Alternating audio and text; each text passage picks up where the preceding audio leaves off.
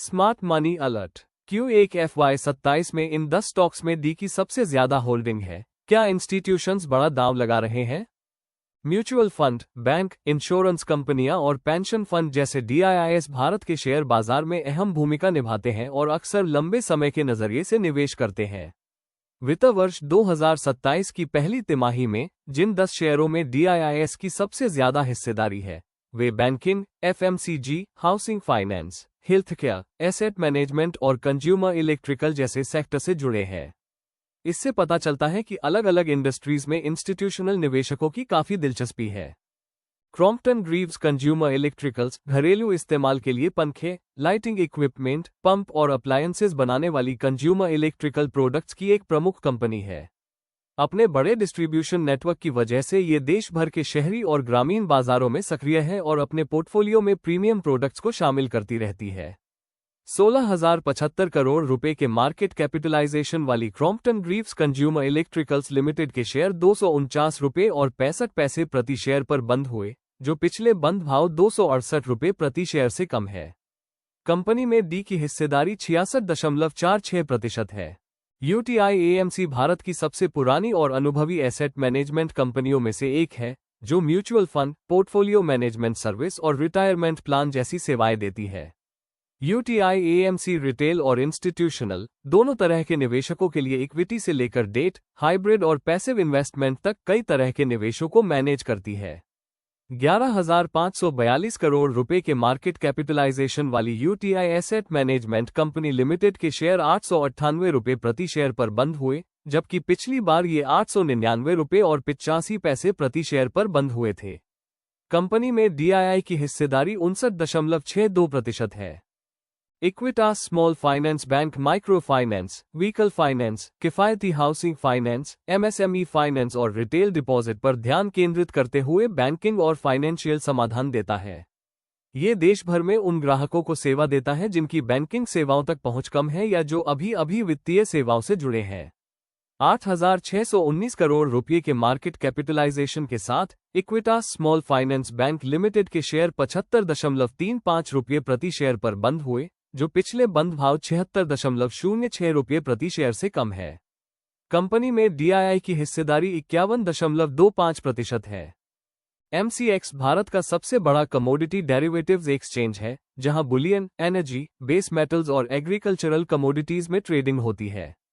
यह exchange market में हिस्सा लेने वालों के लिए कीमत तय करने और रिस्क मैनेजमेंट में अहम भूमिका निभाता है। 67,572 करोड़ रुपए के मार्केट कैपिटलाइजेशन के साथ multi commodity exchange of India limited के शेयर 2,650 रुपए प्रति शेयर पर बंद हुए, जो पिछले क्लोजिंग भाव 2,642 रुपए प्रति शेयर से ज्यादा है। कंपनी में डी की हिस्सेदारी 50.80% है। बजाज हिंदुस्तान शुगर भारत की सबसे बड़ी इंटीग्रेटेड शुगर बनाने वाली कंपनियों में से एक है, जो चीनी बनाने, इथेनॉल के प्रोडक्शन और बिजली बनाने के काम में लगी है। इथेनॉल ब्लेंडिंग और रिन्यूएबल एनर्जी को बढ़ावा देने वाली सरकारी नीतियां कंपनी के लिए मददगार साबित होती हैं।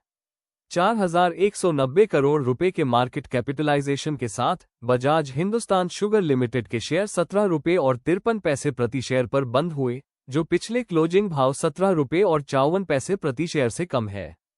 कंपनी में DII की हिस्सेदारी 50.67% है। फेडरल बैंक प्राइवेट सेक्टर का एक प्रमुख बैंक है जो retail banking, corporate banking, SMA banking और डिजिटल बैंकिंग प्रोडक्ट देता है।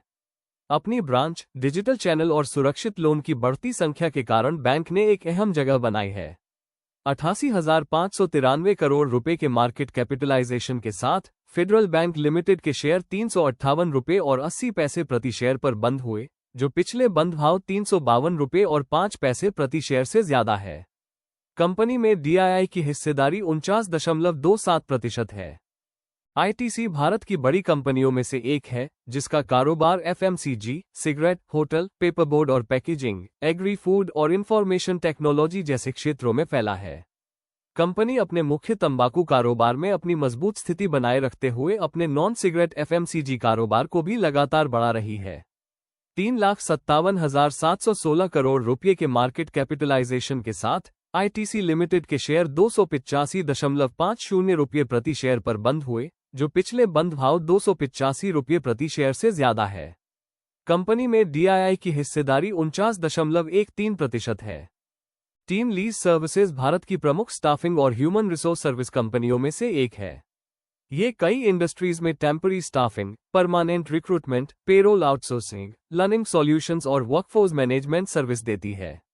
2087 करोड़ रुपए के मार्केट कैपिटलाइजेशन के साथ टीम लीज सर्विसेज लिमिटेड के शेयर 1245 रुपए प्रति शेयर पर बंद हुए, जो पिछले क्लोजिंग प्राइस 1254 रुपए और 50 पैसे प्रति शेयर से कम है। कंपनी में DII की हिस्सेदारी 47.81% है। Medi Assist health care services Bharat की सबसे बड़ी third party health insurance administrator कंपनियों में से एक है, जो हेल्थ इंश्योरेंस क्लेम मैनेजमेंट से जुड़ी TPA सर्विस देती है। ये कैशलेस हॉस्पिटलाइजेशन और हेल्थ एडमिनिस्ट्रेशन सर्विस देने के लिए इंश्योरेंस कंपनियों, कॉर्पोरेशन और अस्पतालों के साथ मिलकर काम करती है। 2721 करोड़ रुपए के मार्केट कैपिटलाइजेशन के साथ Medi Assist health care services limited के शेयर 364.25 रुपये प्रति शेयर पर बंद हुए, जो पिछले क्लोजिंग प्राइस 367.55 रुपये प्रति शेयर से कम है। कंपनी में DII की हिस्सेदारी 47.24% है। PNB हाउसिंग फाइनेंस एक हाउसिंग फाइनेंस कंपनी है जो अपने ग्राहकों को होम लोन, प्रॉपर्टी पर लोन, कंस्ट्रक्शन फाइनेंस और किफायती हाउसिंग फाइनेंस देती है। कंपनी भारत में अपना मॉर्गेज लोन बिजनेस बढ़ाकर रिटेल और कॉर्पोरेट ग्राहकों की जरूरतें पूरी करती है। 29,759 करोड़ रुपए के मार्केट कैपिटलाइजेशन के साथ PNB हाउसिंग फाइनेंस लिमिटेड के शेयर 1,142 रुपये प्रति शेयर पर बंद हुए, जो पिछले बंद भाव 1,147 रुपये प्रति शेयर से कम है। कंपनी में DII की हिस्सेदारी 45.71% है।